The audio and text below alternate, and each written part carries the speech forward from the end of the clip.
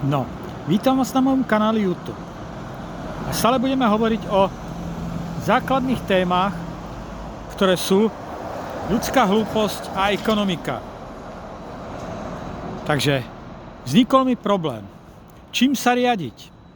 Mám sa riadiť posudkom alebo tvrdením mojej ekonomickej zamestnankyne a účtovničky, ktoré v obore ekonomie je inžinierka, alebo mám sa riadiť hlupaňou, ktorá je navlečená do taláru a je daná vyštudovaná za klobásy.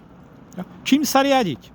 Pretože keby som sa riadil názormi hlupane vlezenej do taláru, tak sa dostanem k nekonečným pokutám, preto každý si bude trepať o hlavu, kde ste na také voloviny prišiel, ako Rešátkova. Pretože podvodník, ktorý podvádzal Zdislav Cihláš, dostal nakoniec ešte odmenu, nemusel platiť. A jedná sa o viac miliónov korún.